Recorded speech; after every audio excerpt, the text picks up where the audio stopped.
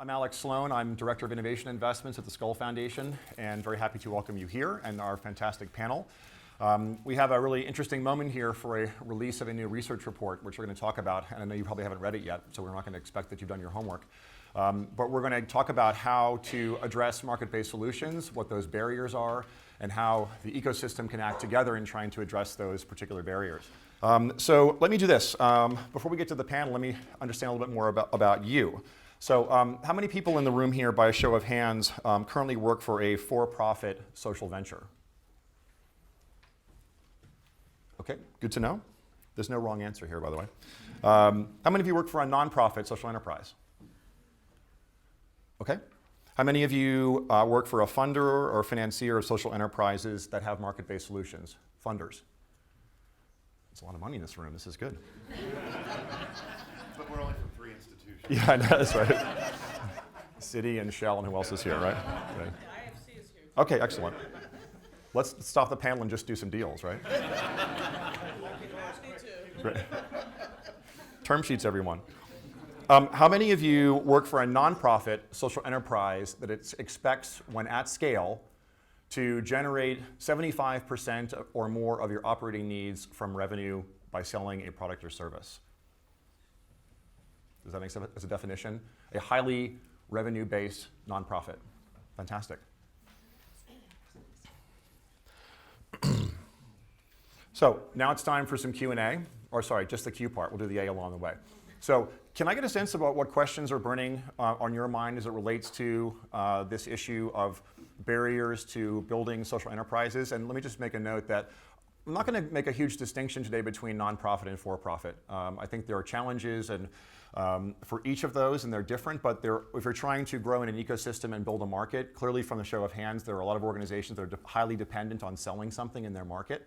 Whether you're organized at the capitalization table as a nonprofit or a for-profit is important, but not highly relevant to what we're talking about today. So let's just kind of all in the same game here. We're trying to sell things to people who want them. So what are your questions that we should be addressing in the course of in the next hour here? Show of hand, I'm gonna get a microphone to you real quick. Andy? Hi, yeah, I'm interested in working in an unregulated, chaotic market. You need good institutional frameworks to really do things at reasonable scale because that reduces the risk. Okay. I'm gonna go over here if there is one, just to keep the microphones moving. Yeah, please up top. Yes. My question is around scale. I think on the funding side, we have a focus as funders on making sure that what we support has scale. And I think that that's honestly a negative, fatal funnel. Some things can't scale, but that doesn't mean that it shouldn't be funded or supported. And I'll use American business as an example. The largest employer in the US are not large businesses, they're businesses of 100 or less. And sometimes when we think about social ventures, the first thing that we want to do is, okay, so how can we scale this? But if we're talking about it as an ecosystem or rainforest, you have your bugs, you have your trees, and how can we look at scale a little bit differently, where we're just creating the environment for these ventures to actually be successful, and we're not actually incentivizing some really negative behaviors by forcing non-for-profits to look at their model and basically destroy their model because people with money want scale. So is bigger always necessarily better? Exactly. Right. Is that the right type of framework? Yep, that's great. Can we get a microphone right here, please? Hi, I'm interested to know if it's possible that investments are made into a collective, of ventures and organizations around particular impact areas rather than single entities. We're trying out this experiment in Southeast Asia, where I'm based, but I'll be very interested to see if there's been anyone else who's done it successfully elsewhere. Great. Let me ask you just to give your names and your organizations when we ask the question, so we can find you and follow up later. Shariha from Scope Group. Okay, great.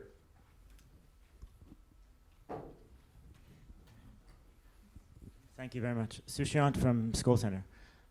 Many of these organizations need tremendous intermediation and technical assistance. I'm wondering, maybe from Judith or Harvey, are you seeing any sustainable models of providing this technical assistance derived from the revenues of the organizations via royalty-based sort of revenue, or or other ways of making incubation, acceleration, et cetera, more sustainable?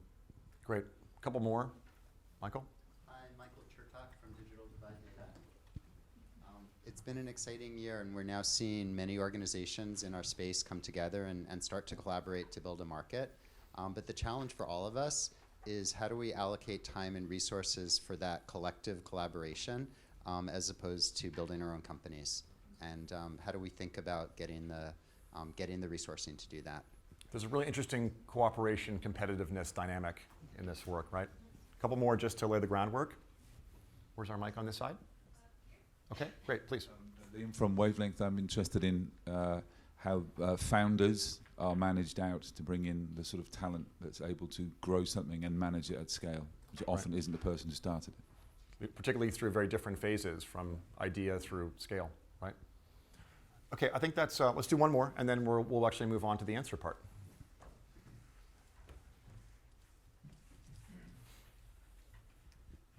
I'm Erika Ishikawa from the International Finance Corporation, and we actually do fund the companies that end up scaling. And Kenya Tea Development Agency, which was funded last year. So my question is more about what is the time horizon? What are the different stages, and where should we really be using the donors and philanthropic money to really get them to where they can then start thinking about scale? And I think it might be 20 years rather than 10 years. And it's something that we all should be aware of, because I think that perhaps many people are too optimistic at the beginning. Agreed. As a 20-year venture capitalist, let me tell you, there are two things that matter: luck and timing. Okay? So let's do some intros. I'm going to sit out here just to break the room a little bit. So let's do quick intros. The full bios are in your program, so we're not going to do where people went to school and where they worked 10 years ago. But I'd like to ask you this question, and by way of introduction, first of all, who are you? Who do you work for? And in one sentence or so, what's the primary barrier that you see to scaling market-based impact? Harvey Koh. I'm Harvey Koh from Monitor Deloitte, and I co-lead a unit in Mumbai called Monitor Inclusive Markets. We've been working for the past 8 years to develop and scale promising market-based solutions to poverty, so housing, water, sanitation, livelihoods over that time.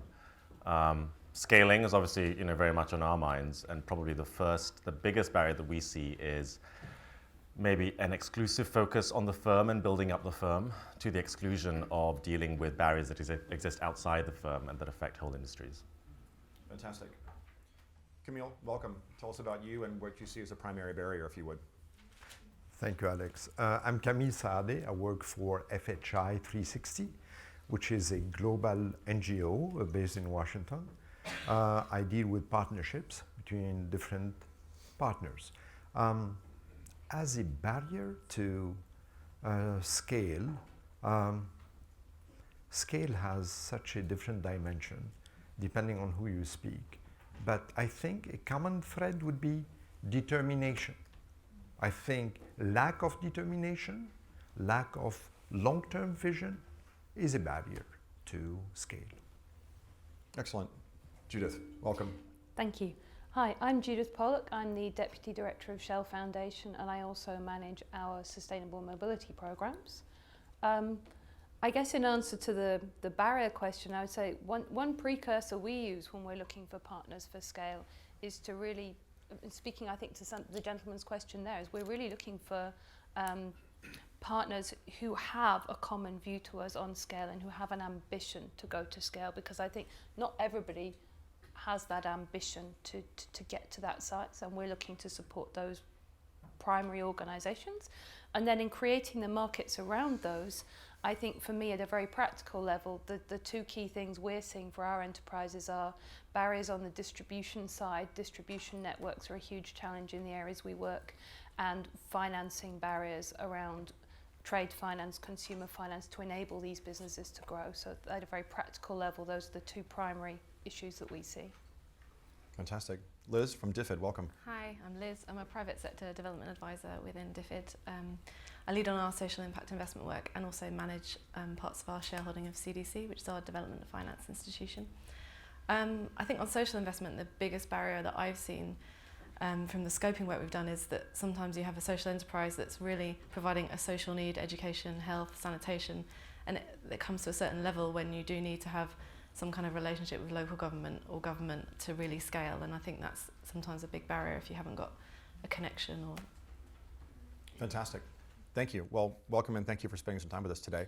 How many in the audience are familiar with the Monitor Deloitte report of 2 years ago called From Blueprint to Scale? I think it's been a very helpful, everyone has, fantastic. So how the royalties coming in for that, Harvey? It's been a very helpful piece in trying to understand pioneer organizations and the phases that they go through. And you've just, in the last week or so, put a new report out, which is the next stage of that. So we appreciate you unveiling that here. And we wanted to spend just a couple of minutes to take some of the key takeaways from that. And so, Harvey, would you walk us through some of your key conclusions about what you've learned but from the Blueprint to Scale into this Beyond the Pioneer report? And I have a couple of slides when you want them. Sure. So I think just to go back a little bit to the main question, this question that I asked on the Skoll Forum blog this week, which is, can social enterprises of the kind that we're talking about really solve poverty or make a strong contribution? And I think those of us who are working on the ground are both inspired by the potential and really frustrated by the challenge. And we've always said, well, yes, but it takes three things. You need to have impact, you need to be financially sustainable, commercially viable, and you need to get to scale, which is very simple to say and very hard to do. And I think particularly the challenge of scale is hard to crack. And when we talk about scale, just to clarify, we had a question about what is it that we want to scale? Is it single firms or is it solutions? And we're thinking actually it's about solution models and business models that scale. You don't need to have massive companies, but where solutions work, we'd like to see them serve more people and benefit more people. Can you do me a favor and define scale? It's like the word sustainability. I'm losing understanding of what it means. So what is your definition of scale? I think in the back of the report we've said it's in the eye of the beholder. I thought you said it's 100,000 people in Africa and 1 million people in India. So in the past, in our reports, we've said we'd like it to serve, if it's consumers, then it's 100,000 in India, in Africa, 1 million in India. So lower numbers if it's producers. But actually now when we look at that, that's not ultimate scale, right? That for us was always just significant scale. We'd set that threshold to understand when things were beginning to serve a large number of people, right? I mean, ultimate scale is 4 billion people. Right. Right. So then it's somewhere between the 100,000, 4 billion that you think you can get to. Right. That's your target. And I'd like us to be precise today if we're talking about scaling an organization, scaling an innovation, or scaling impact. Right. Because it's not always the same thing. So give us a bit more about what you've come out with this report. What are the great findings? Yeah. So 2 years ago, with the work that we did with Acumen on the Pioneer Gap, we said we needed to deal with this early stage support gap for enterprises. But even as we were saying that, the work we're doing on the ground in housing was telling us that it's not enough to work with a firm, right? We went from working with developers to working with finance companies to working with government to working on tracking impact and feeding that back, collectivizing industries. And we didn't do that by design. We got sucked into it because that was part of getting the model to scale. And so when we spoke to a bunch of partners last year about addressing this challenge and seeing if we could get better at understanding, cracking the code of scaling, including DFID and Skoll Foundation and quite a few other partners in this room today, they said, yes, let's do this together. Let's do some research and figure out how models that have got to scale have got there. The two things that came to us were both around the theme of going beyond the pioneer. It's very important to look at the pioneer firm, but you need to look beyond. And we thought about that in two ways. One was you need to think about whole industries, right? We don't want necessarily just single firms to grow as monopolies. We actually do want vibrant, competitive, scaling industries. And so if you think about removing barriers to scaling, you should do that for a whole bunch of companies and even new companies coming in, not just for one firm.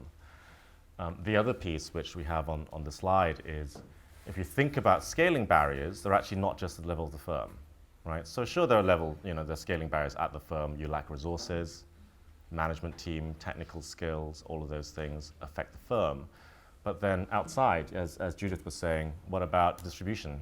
Who's going to get these products to the customer? Who's going to finance the customer to buy durable goods?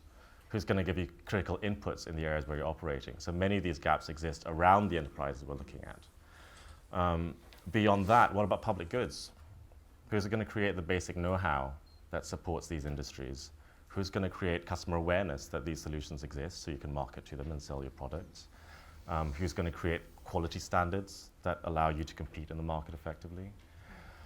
And beyond that, someone made the comment about government, right? So I think the problem is not just that it's government being chaotic in the place where we work, it's actually they're not conducive, right? So regulation and policy are often put in place to regulate mainstream industries, right? They're not there to regulate new innovative enterprises, and so often they can strangle, quite inadvertently, new enterprises. So how do you deal with this vast array of barriers that come up against the enterprises? And what we found is that it's very hard to get a very young social enterprise to actually resolve all these barriers on their own, right? And so into that problem, you know, if they aren't going to do it, and that's really the premise of the report, if they're not going to do it, who is going to do it? And we've proposed this idea of a role of, or a number of roles for industry facilitators. You know, can you have people who come in, they could be foundations, aid donor agencies, intermediaries like Camille's organization, working alongside the firms, and on the firms, you know, providing TA on the firms as well as dealing with the ecosystem barriers to really help the models scale. Fantastic. Now that we solved that problem. So actually, Camille's organization and Judith's organizations are mentioned in this report as the case studies. So I actually want to jump to those, if that's all right, Harvey, just to get a sense. So Judith, tell us about your experience in dealing with this role as a facilitator, and was it as expected? Did your role expand in that? Did you get into things you had no expectation that you would be doing? Was it successful? What was your experience? Okay, so I will first put my hands up and say we didn't even define ourselves as facilitators at the beginning of this, and I think it's wonderful to have the insight of Monitor to look back on this and really understand what we've been doing all along. But we started on this journey, and the particular case study in the report is related to clean cook stoves as a solution to indoor air pollution, which kills around 4 million people a year. So it's a substantive issue, particularly in Asia and sub-Saharan Africa. And we started on this journey by very much focusing on the pioneer firm. And when we first looked at it, we couldn't identify an organization that was developing and able to deliver robust products that did what they said on the tin, reduce pollution, that were an acceptable product for customers. So our first step was to find a pioneering firm to work with to deal with that we had confidence that could address this problem. And we very much worked with them as pioneers with the idea that we wanted to scale that firm, but we were also very aware that one firm isn't going to solve an issue of that magnitude, and our ultimate goal was to tackle the scale of the problem, to have an impact at the scale of the problem. We also come at this as a foundation from a very business-based philosophy in terms of trying to understand what will enable you to get a product to market and where the barriers are to that happening. So we did come at it from this standpoint of barriers. And in order for EnviroFit, the company we're working with on cook stoves, to succeed, once we got past the initial issues with building a team, getting the product right, we certainly found that they were coming up against many, many different market barriers. And we took a role in that to work with them, but also with others, particularly in the value chain space, to look at solutions for those. And those have gone across a whole gamut. So from consumer awareness, we looked at how campaigns could be run, marketing could be done, and that work has ended up actually in the training they now do with their distributors to activate communities to buy products. We've looked at distribution. We now fund and work with an entirely separate rural distributor in India who's now going into Africa, who actually market at a village level through village-based entrepreneurs baskets of goods which include durables like water filters, like solar lights, like clean cook stoves. So through that we developed an enabling mechanism that wasn't just about that firm and wasn't even just about the cook stove issue. Some of the financial mechanisms we've subsequently developed, we trialled a working capital fund to look at the problem of distributors not being able to take on sufficient stock. That was very successful. We actually had a bigger pilot with that in our solar lighting work, and it generated 5 times bigger increase in sales than we anticipated from a $5 million trial. We increased a sale of solar lights from 100,000 to 1 million. So we're now working with a fund manager, responsibility on that one to capitalise a $30 million working capital fund. Similarly on carbon finance to get pre-carbon carbon pre-finance to the stoves. Again, we trialled that to bring down the price point, and now again are working on a fund for that. So we've been able to bring learnings through the firm, but set up intermediaries, and now essentially our access to energy work is split across social enterprises directly providing the products and the services, and these market enablers who we look at as enterprises in their own right. And I guess what we've found from that is we're just at the beginning of seeing tremendous transfers of the applicability of those enabling mechanisms from one product to another, one service to another, and in taking, for example, Envirofit, the cook stoves manufacturer, out of India to African markets, and those learnings have accelerated the journey in the next market and the next market, because you're coming with solutions to barriers at the same time. Do you feel like you're promoting or promoting competition or picking winners? I think we very definitely came into this with a view of picking a winner. But I think we also knew that the winner wasn't going to solve the entire problem. I just think we felt at that point Envirofit was much further ahead than the competition, and these barriers we were coming up against, by them being a pioneer, they were hitting the barriers first, and we kind of didn't want to wait for everybody else to catch up, but we were very clear that the solutions we're putting in should be available to the whole market. So for example, all our learnings on social marketing, on customer activation, on consumer awareness have been put into a report. They're now being used by others. A lot of the work on the distribution is being taken up by others, and the funds I was mentioning, so working capital and the carbon fund, are open to other businesses. And we also recognised our own limitations in championing a pioneer. It makes it very difficult for us to be the credible guy fighting for, you know, the trusted industry-wide body. So we were very conscious that an industry body was needed, and we worked with the UN Foundation to say there is a need for that, but then the Global Alliance for Clean Cook Stoves, which sets standards, has really much taken off on its own. So we kind of backed a winner, but then wanted it to be replicated as well. It was never going to solve the problem on its own. Did the enterprise that you were backing feel happy about the fact that you were sharing this knowledge and creating all this market, or did they say, why don't you leave that just between the two of us? That's an ongoing tension, I think. I mean, brutally honest, yeah, they would love to be, you know, number one and not have any competition, but equally they recognise that, you know, they're not going to do everything on their own. So it's a case of constant discussions about those things, about the timing. Yeah. Do any of the social entrepreneurs in the room feel like their product or service will saturate your market? That competition isn't necessary to drive the total impact? I'm not seeing a lot of hands. Okay, good. Camille, let me talk about your example, because Clean Cook Stoves is a durable product. I think it's very understandable in terms of a product we're trying to sell into a client base, into a market. You work more in the health side, so is there a disconnect between market-based solutions and health? Not at all. Not at all. First of all, before I come, I want to thank Judith for this innovation of going into an area addressing one of the major killers of children, pneumonia, respiratory diseases. We have been inspired by your action, Shell, Envirofit, to do a similar program in Bangladesh around improved cooking stove, and boy, do we have problems. I'll tell you more about it. Let's go. I didn't say it was easy. It is not easy. Okay. To the issue that Harvey mentioned in the report, what's the second cause of infant mortality in the world after pneumonia? Diarrhea. Okay. So here's where the health industry comes.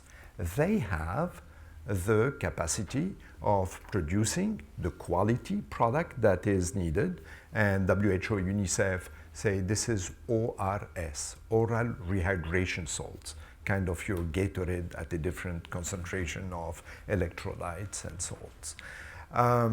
And zinc.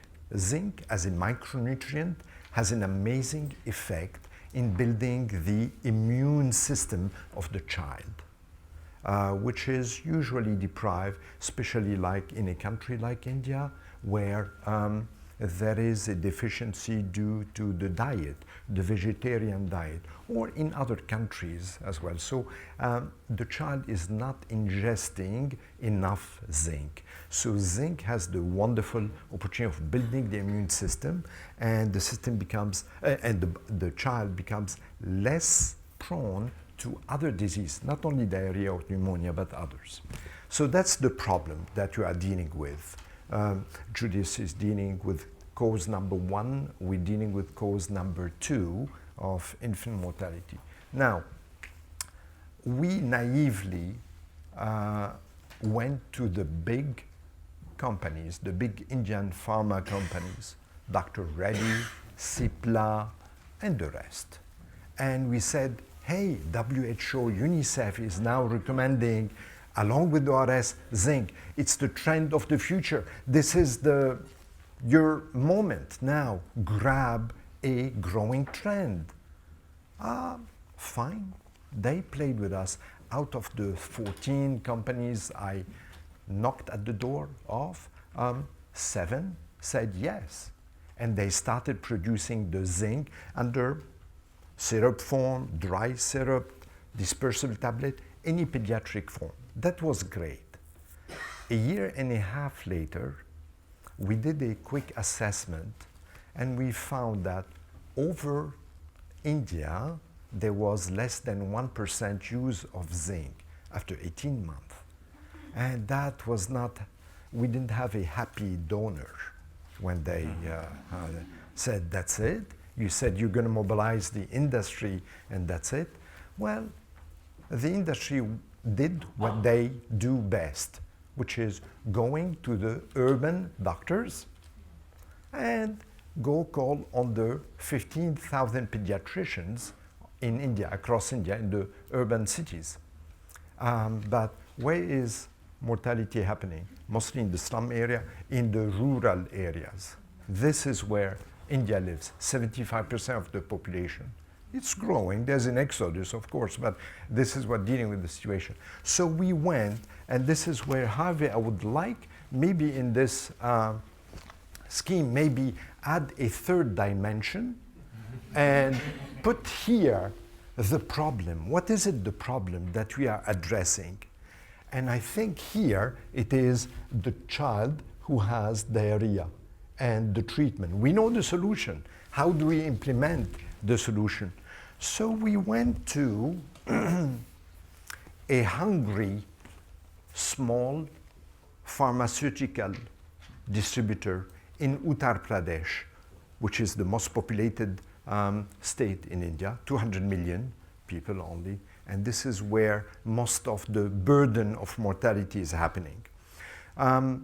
So we went to the small companies, small distributors, and we said, look, we want to make the product available because it was not available. Zinc and ORS were not available in the rural area where it is mostly needed. So would you do that? Yeah, but you know, I'm selling antibiotic, I'm selling cough syrup, I'm selling, so this, we don't know if it has a market. Okay, here's the deal. We subsidize 70% of your cost in the first 6 months. We go down to 50% over 12 months, to 25% 18 months, and then you are on your own. Meanwhile, we help you build the market, and this is where it comes in your book, is that we help build the market. It did not exist before. So here comes several distributors working with this collaboration scheme that we develop and putting their sales force to work and going into the rural doctors that the big companies did not want to deal with and winning them one by one. So they have, you know, the pharmaceutical industry has this army of medical reps, so they go every month, every 2 weeks, ba-bam, ba-bam, ba-bam, till they soften the doctor, and finally they tenderize it in a way, and the doctor start prescribing or buying the product. So this is what happened. We did a tracking study, and last year in the summer, August of 2013, we had 54% of those doctors regularly prescribing and dispensing zinc and ORS. So our ambitious objective is by the end of this diarrhea season, which will be September 2014, we want to have 75% of these converted. But look what has happened. We work with few distributors. So out of the 2 distributors, we have 2 brands. You know how many brands of zinc are now in Uttar Pradesh? 42. 42 brands. We don't know them, but they came. Why? Because, as you said, correct in your report, we built a market. It did not exist 3 years ago. So I want to come to Liz in just a second as a bilateral funder, but let me ask you, Camille, your organization is a $600, $700 million operation, right, with primarily government funding, right? That's correct. Was yes. the government funding, the programmatic funding that you received, well aligned with what you were going after? Or was your money too programmed for these creative, innovative solutions that you were trying to go after in this case? We had some tension here. This is the French diplomatic answer. The funder was a little bit impatient and wanted quick results, which are measured by the use rate at the level of the population. And the funder wanted us to go directly to the population. Here, the 3rd dimension that I was talking about. But coming from the pharmaceutical industry, I didn't like this idea of going directly to the consumer for a health problem. So we started from the initial question. We went to the mother of children, small children in Uttar Pradesh. We asked her, what do you do when your child has diarrhea? Where do you go to? Who do you listen to? And this is what we learned. 83% go to the doctor. What doctor? It's the private, unqualified doctor, the quack. This is what's happening in rural India. 83% go to the quack. The quack is not recognized by the government, is certainly not recognized by the Indian Medical Association, no way, and it is not recognized by the industry. It's too far away, too complicated. So they were ignored, and they were on their own, prescribing God knows what, really. So this is how, by going to the fundamental step of asking the mother, where does she go, what does she do, what does she want, that we address this problem. So we came back to the donor and said, instead of going to the population now, let's go in a 2nd stage. So in the 1st stage, let's prepare the ground with the, I don't have my pyramid here, but let's have the doctors prepared. So when we go to the population, we tell them, go to the doctor. At least we have a reliable doctor who's going to give the correct treatment. So as a 1st stage, and that was the source of tension, said, hold on, let's go to the 1st stage, which is preparing the doctor, winning them, and then we go to the consumer, to the population. Great, thank you. So Liz, at DFID, why does market-based even matter to you? I mean, you're in the aid business. What is relevant in this for you guys? Sure, and thank you for giving us I never knew why people would say I'm off to the quack, but no I think, so DFID and other donors too have started off doing quite a lot of the kind of government level investment, climate, regulation, advising governments, and then we've moved down to do kind of value chain programs and this kind of market systems approach that is in the report. And now I think we're actually moving into the kind of direct intervention as well by doing investments or using intermediaries to make investments. So from our side, I work on the kind of investment and finance division of DFID. We try to take a market approach to the impact investment market to design a program that would do direct intervention. So we have a fund of funds that is managed by CDC that's going to invest in intermediaries that will then invest in transformative businesses. And we expect to get just our money back from CDC on the investment that we made. And then at the market level, we're trying to address the barriers to the wider impact investment market. So we have a partnership with GIN, the Global Impact Investing Network, to look at measurement, because that's a key issue, to try and crowd in investors. So how can we have a market where people can measure their impact and compare investments? We're soon going to do some work with B Labs and support gears, so actually being able to rate some of these companies so investors can really understand the impact that they're having. And also to share learning, so we're going to be really transparent with the investments that we're making about the development impact, about the costs, about the amount of technical assistance that went in and about the amount of investment that went in. And sharing that with investors to try and crowd in more investors, so eventually DFID can exit and we don't need to be an investor into social enterprise, we can just facilitate that market to get going. I think that's the kind of principle that we use as a kind of market systems approach. So is there an example of a particular level of the barriers that you guys are really good at addressing? What is DFID or USAID or other bilaterals? What are you really good at hitting on? Well, I think we're definitely good at sharing information. We can be quite transparent. We had a program called the Business Innovation Facility that Shell were involved in as well. And that was basically providing technical assistance and information to businesses that wanted to include the poor in their supply chains as consumer producers or suppliers. And that was about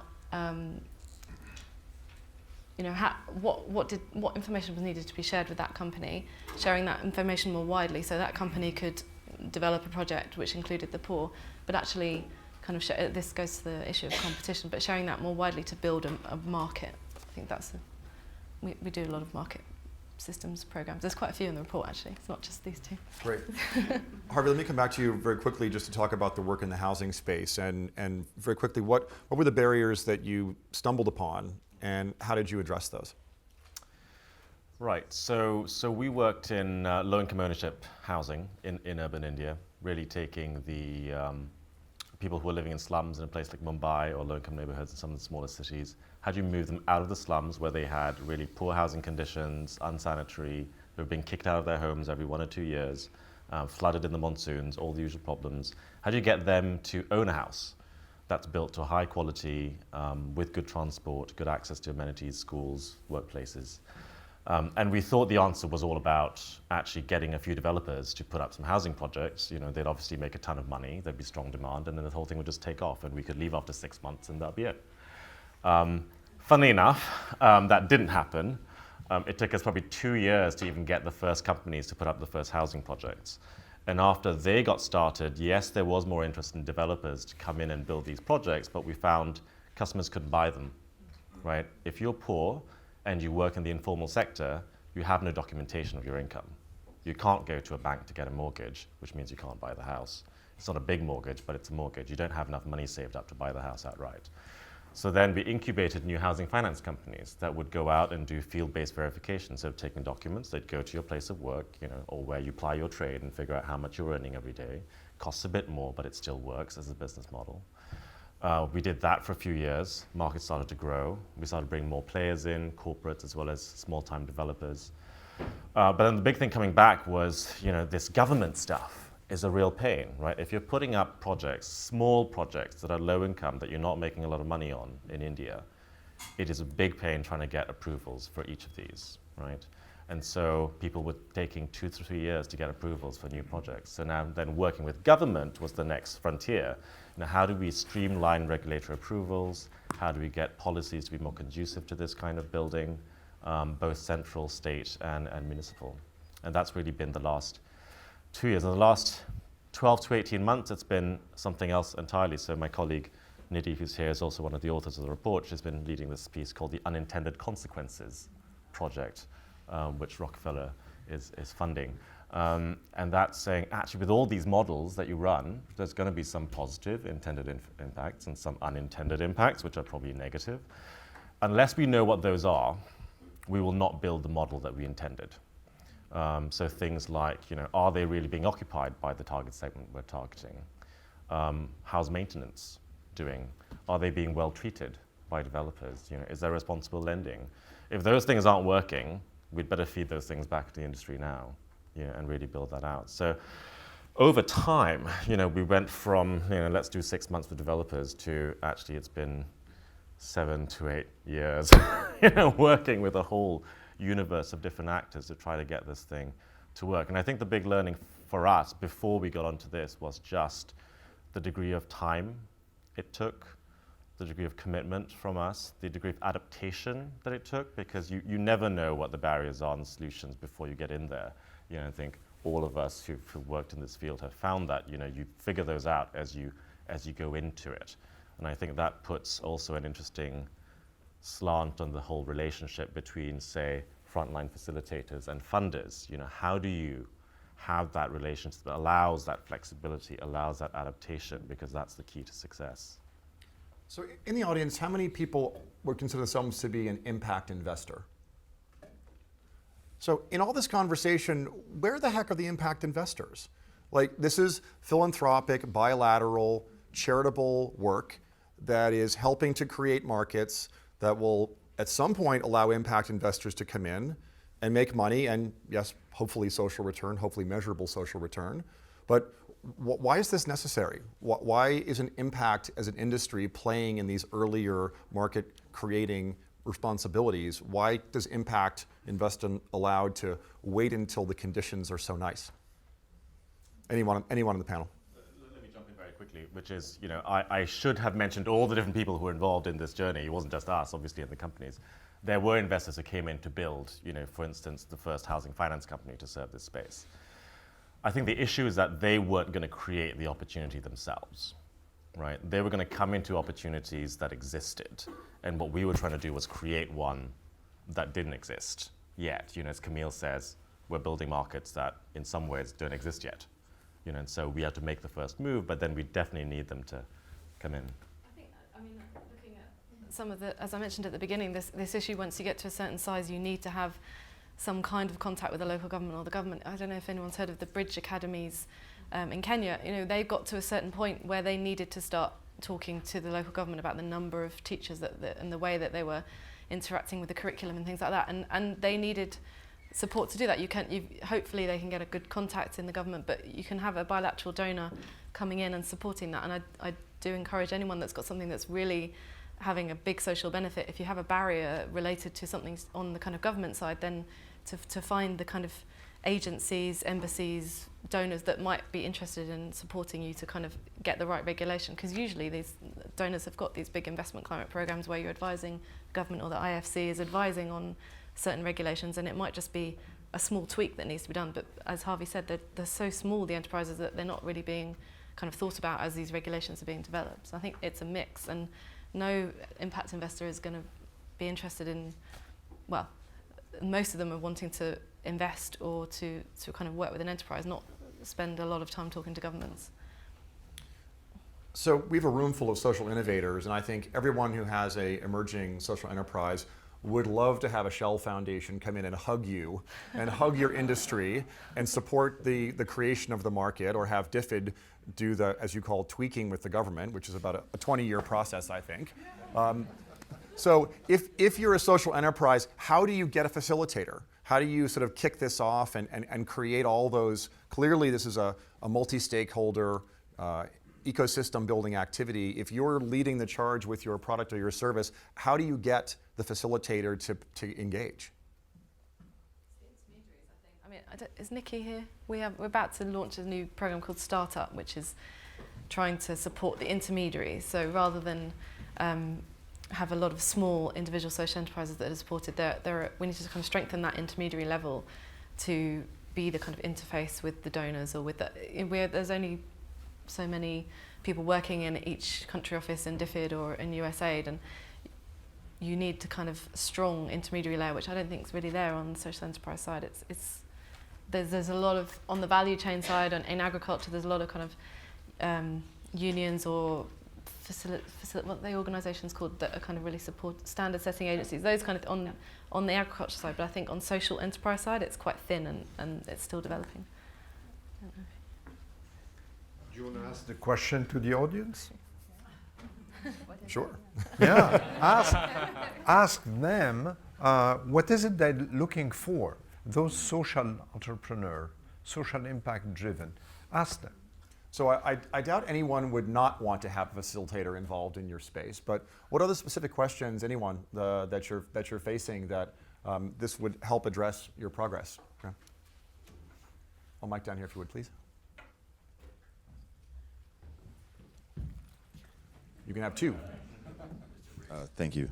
I'm a recovering social entrepreneur, and I left to go be a funder because it's easier. And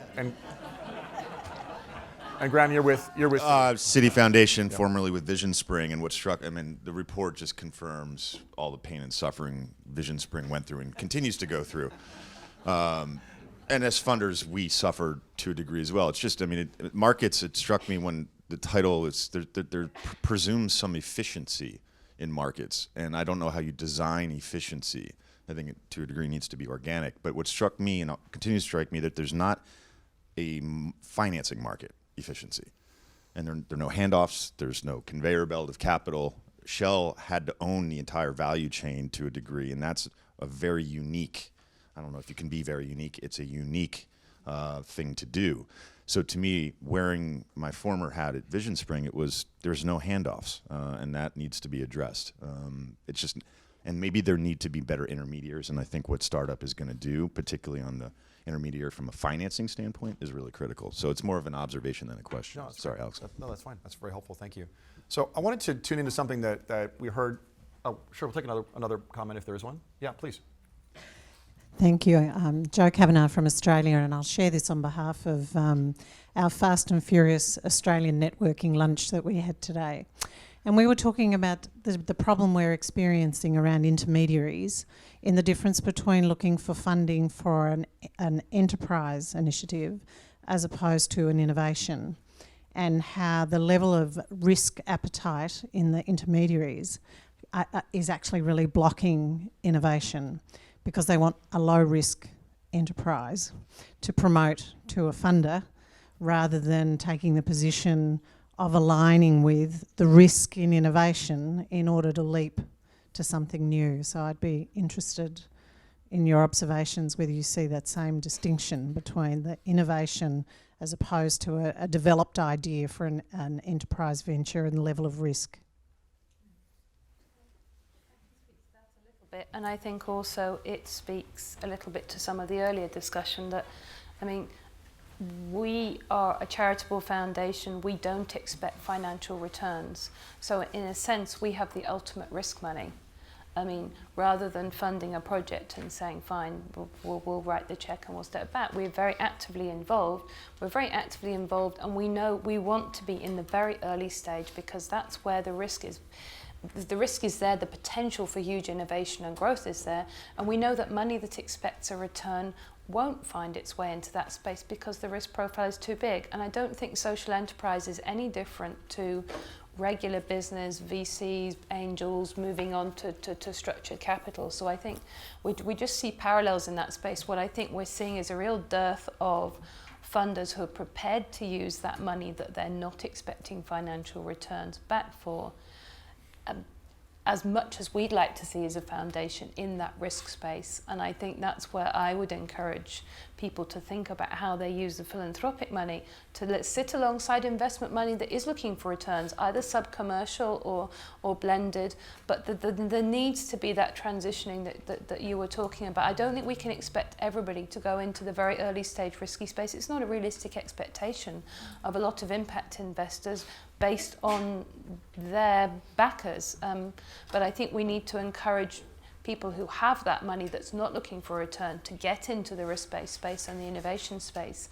And then also that speaks to this whole facilitation role of, I mean, somebody asked, I mean, are we lifting the whole burden? Are we getting others to come in? Well, I really am excited about our portfolio now, because a number of our social enterprises are getting to that commercial tipping point, are attracting investment from initially bilaterals and more impact-based investors, but will get to a commercial stage. And some of these market enablers now, so a fund for revolving working capital or something like that, is getting to a point quite quickly where you can start seeing different types of finance come in. And I think, honestly, it's going to be a little bit of a case of building up examples, getting different types of entities into the practice of doing this, and then hopefully it starts to grow. But there's not going to be a silver bullet that all of a sudden we can define this staircase and invent all these people coming in at different stages. It's going to be by experience and examples.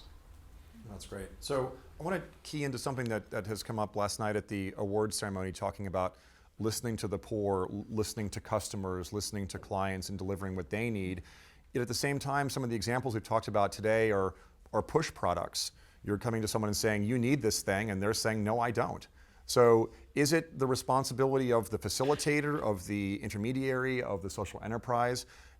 Market creation is a bit daunting. So how do you get at respecting that need and understanding of where low-income consumers are, and yet there's a certain expertise and a knowledge that you want to convey there as well? How does that get resolved?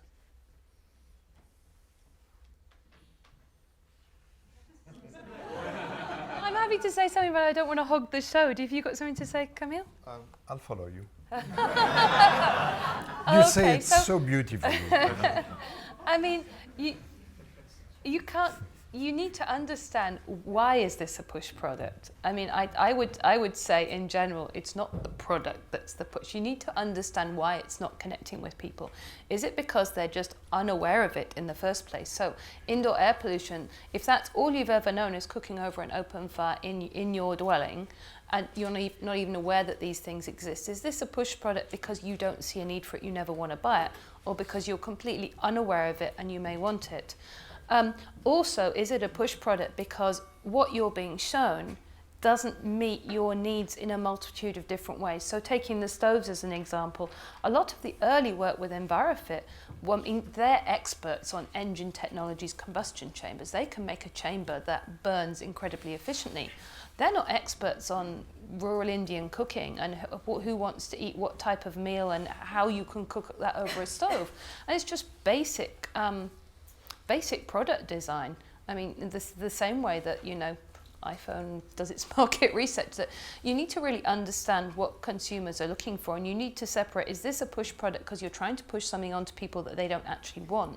Or is it something because it's not designed properly to meet their needs, both cultural and social impact wise, and because they're unaware? So there was a whole series of steps to go through there, but I would say that although we used a firm that was incubated out of the US, we did that deliberately because we weren't seeing quality products generated on the ground, and it was off the back of a lot of existing efforts in the Indian market to develop cook stoves. So we did identify that cook stoves were a recognised solution to a problem, and they were being accepted, just people weren't getting the product right. So I think there's a whole bunch of things tied into something there, but definitely something around awareness, and definitely getting on the ground and getting to know what consumers are looking for and getting their feedback. So we have to listen better. Camille, did you want to add to that? It's fundamental to listen to your target audience. Otherwise, your program is doomed to fail. We failed a few times, I must admit, but it is absolutely essential. When we asked the same question to a Bolivian mother about what does she want her child to be after a treatment, and instead of talking about the same product or a rehydration salt, that it rehydrates, it builds, replace the electrolytes, the medical jargon, what she wanted is, she wanted her child to play again.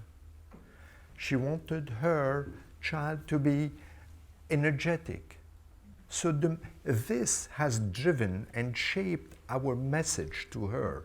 So the promotion in the classical 4 Ps is, okay, the first P is, in terms of packaging, we showed a Boliviano child, strong and happy and healthy. In terms of distribution, we made it available into not only the pharmacy, the chemist shops, but also in drugstores. So we affected the regulation so it becomes an OTC product. So that's the second P. The third P is price. We had a problem. The head of the Pharmacy Association, a very strong woman, said, okay, I am going to ask all my members to sell the product at cost without any profit. I said, Madam, please, no, don't do that. this is the best handicap you're going to give to the product. Because the pharmacist is not going to willingly give this ORS, which we call suero de la vida, to the child who needs it.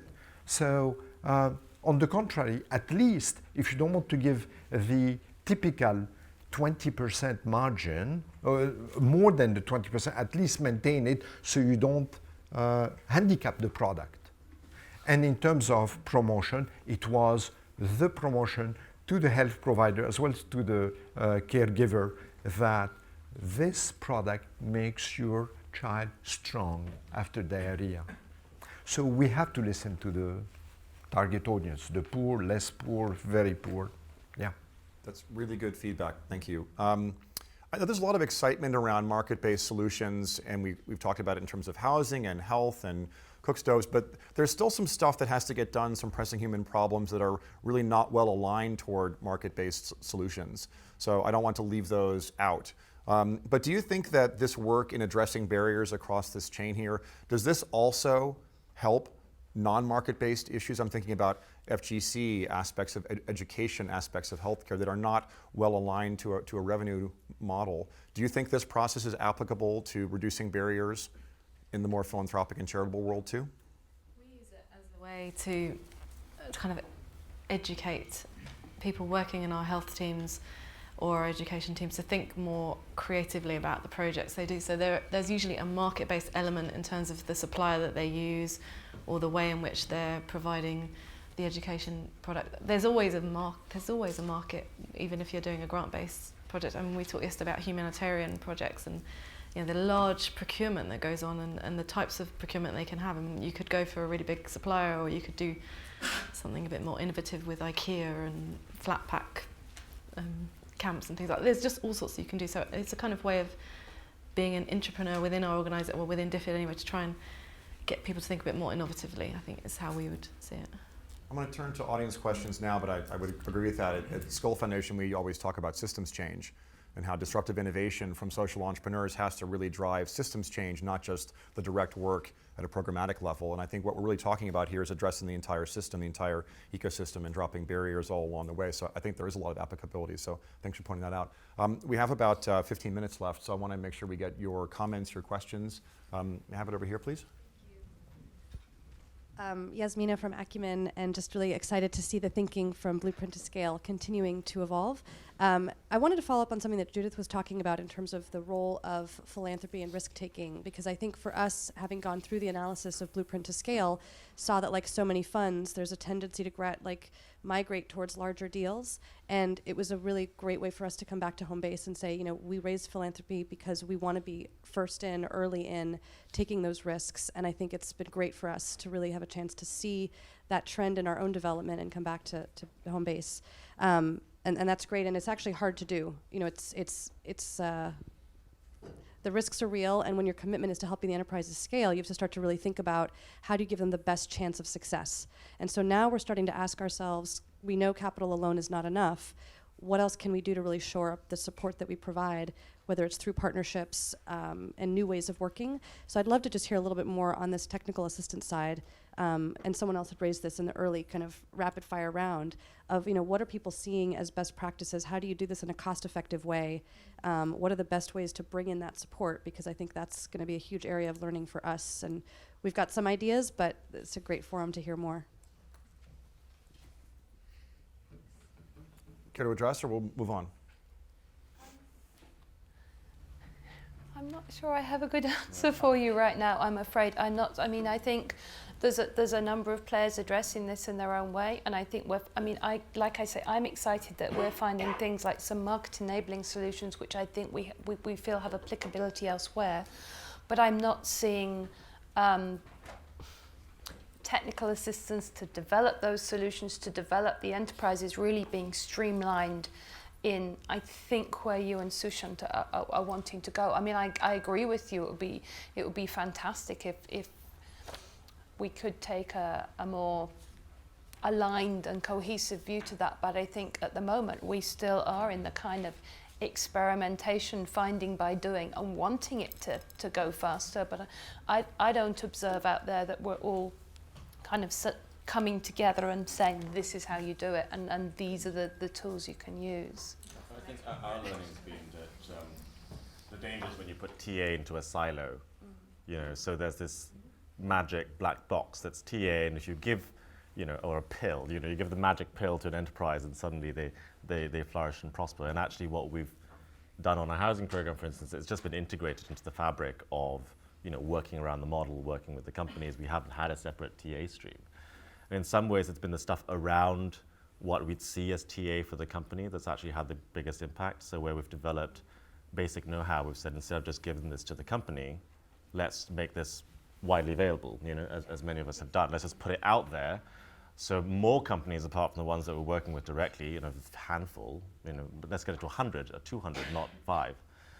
That's been very helpful. The other piece is people, right, which we haven't talked about so much, but the talent that is coming into the companies to lead and manage them is critical, right, to what the companies do. There's only so much TA you'll be able to do to help them to get better.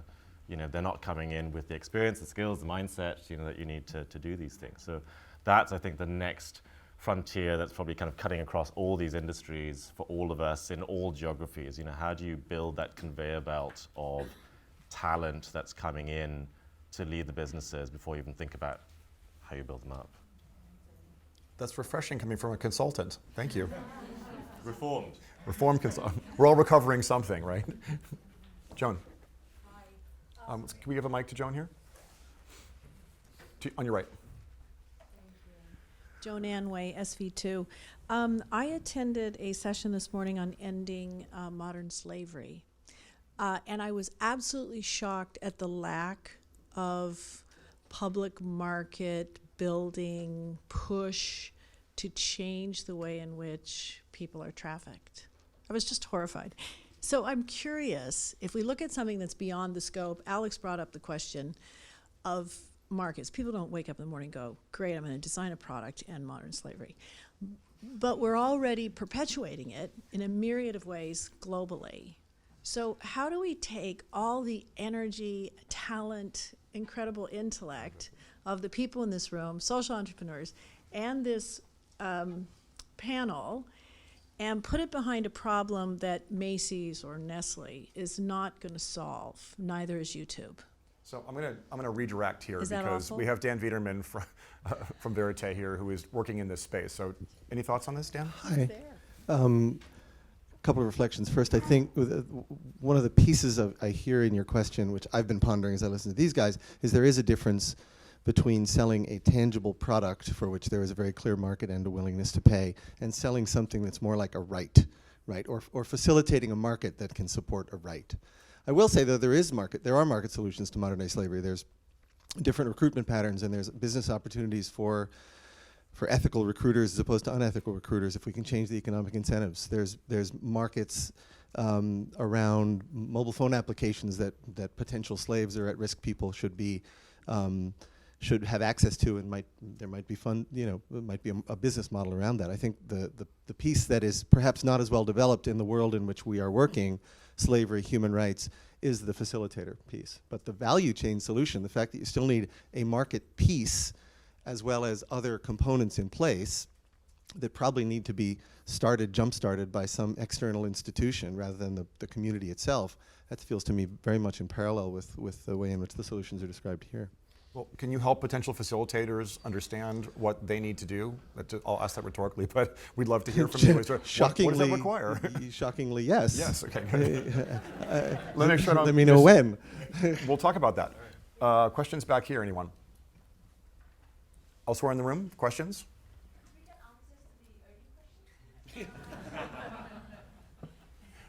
Throw it out again if we haven't covered it yet. So, yeah. Sam. So we're trying to build a business in a city in Ghana, and we're looking to cover a sanitation business, and we're looking to cover about a third of the city. So it's going to be relevant for local government because it's a very important health-related business. So we're not going to do it under the radar just independently. It's not us building it, it's us supporting local entrepreneurs to build it. So it's obviously there's some big implications for government. Are there any examples or advice you can give us in terms of how we're going to get the municipality behind us? Because it would seem obvious that they would be supportive, but actually it's not quite as straightforward as that. In fact, there's some obstacles that suddenly emerge out of nowhere where it seems that there's actually not a lot of interest from the city, but there's a massive interest from the consumers. So can you give us cases we can go and study where you've managed to get local government really behind a growing local enterprise? Please. I have a very small example to give you from Madagascar, where we dealt with municipalities of certain towns and we convinced them of a scheme. And the scheme is that, okay, you, the municipality, you built a structure. And we have the blueprint for this structure. But this is all you do. You don't run this structure. And this is a bain public. It's you wash your hands, you pee, you defecate, you shower, everything for women, for men. Okay, paying. Okay, little bit of money. But you, the municipality, you farm it out. And here comes an organization of youth from the city who is running it. And every month they pay to the municipality. And they collect from every client, from every user, the services. And the key is location, location, location. It was the terminal bus and the market. So this is high traffic. This is the key where you had this public latrine, public bath facility. So this is a way to interest the local government where you worked a deal within the local community and their elected politician. So that's a small example. Dealing with you said Accra, the city of Accra, this is a big city, it's a big piece. So I don't know if our small example could be multiplied. Were there unresolved questions from earlier or fresh questions you'd like to throw out? We're almost out of time. Please. So it's always interesting to go into a session without studying Harvey's report ahead of time. I'm a co-founder of EnviroFit, and I guess what I'd like to throw in is that this was such a sloppy, messy situation when Shell came on the scene. And so I think for those who are thinking about how to recreate this space, I'd just ask you all to remember that hindsight 7-8 years later looks way cleaner than what it looks like when you're in the midst of it. So to add to Alex's comments about entrepreneurship being mostly about luck and timing, I also think there was a lot of unreasonably and irrationally done work on both sides of the equation with Shell. And I'd also say the other cool thing is there's a lot of other neat things growing out of this 7 years later besides just EnviroFit. So not a question, a comment. No, that's great. That's very helpful. Thanks, Paul. Yeah, please.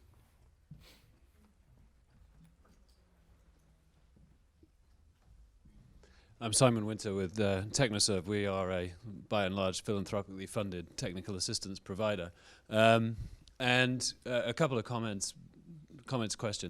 So the comment is that I think there is a way of creating what Graham was alluding to on the finance side, on the technical assistance side as well, which isn't really there yet, which is this kind of more carefully staged, sequenced way of providing technical assistance with an unfolding set of incentives that starts from, let's say, pure philanthropy or pure grants towards something that actually crowds in the market players. But it requires a lot of care and attention, and I'm a great admirer of both DFID and the Skoll Foundation because I think they're unusual in the philanthropic space in actually doing this kind of work. So DFID actually does fund follow-on activities to things that are quite successful to help them scale. that they're about the only public donor actually that does that. And Shell, we've heard a great example here, I think, of how you've sort of unfolded your sort of vision of what this market system around cook stoves could be very carefully. But this, again, is very unusual. But these are the kinds of directions that we need to go in. And just one sort of example of, I think, something that would, Harvey, fit your criteria of scale is the work we've done in the coffee sector with the Gates Foundation, which is another donor that I think has good potential to be this kind of actor as well, in East Africa, where we've now worked with about 300,000 coffee farmers over the last 5 years, and the numbers continuing to rise. And what we're seeing is that we've gone from a sort of philanthropically based model initially towards something where the private sector is starting to come in now. And the private sector is saying, look, we've got a cost-effective model. We know how you can organize and train farmers and get them ready for markets and get them into markets through cooperatives and so on. And we're now going to start paying for that out of our cost of goods sold. So that's just one small example. But in order to get there, it took a number of years. It took quite a lot of money. It took a lot of testing and investment in innovation, in tools, in methodologies, and evaluative work and research and so on alongside that. And that's very unusual. So the question is, what does it take to get the philanthropic side coordinated enough to do that work, aside from just Shell and DFID?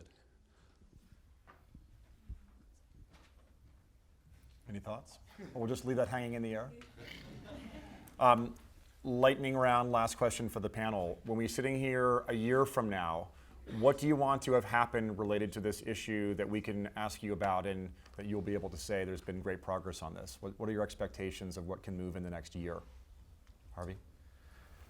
Wow, so many things. I'd like us to recognize that industry facilitation is a needful and important thing to do, as important as investing and funding in enterprises, which I don't think we're at yet, despite the evidence saying it's needed. And I'd love for there to be more intermediaries, more people working in that space, and more funders supporting that. Great. Camille, what should we ask you about a year from now?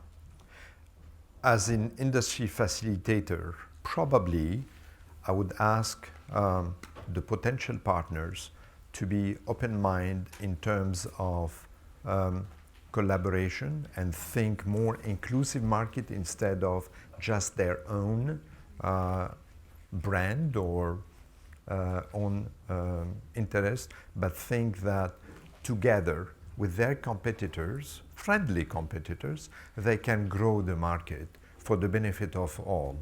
The base, which is still not here, of our audience, our target audience, and then the actors, industry, government, and civil society.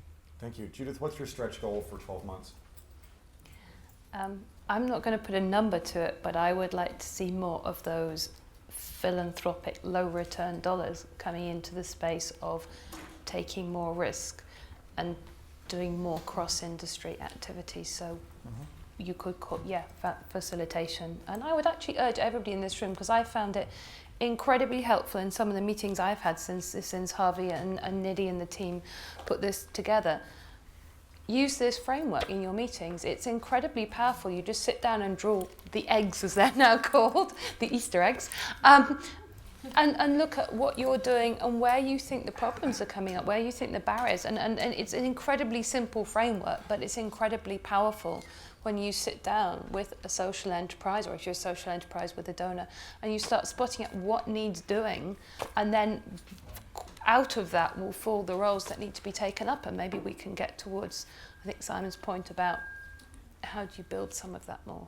Fantastic. Liz, final thoughts on where DFID will be in a year? Yesterday we released our baseline study of the market in sub-Saharan Africa and South Asia for kind of impact investment as a whole that's focused on the BOP. And I suppose this time next year we'll have done a survey on investor confidence, and I think it would be great to see that there's more confidence in that market. But it's a 13-year program. It takes time and probably won't move much in a year. So at 3:30 at New Theater is the closing plenary. I really urge you to stick around for it. It's a great way to sort of close out the week. On behalf of everyone at the Skoll Foundation, thank you for being here this week and contributing so much, and will you join me in thanking the panel?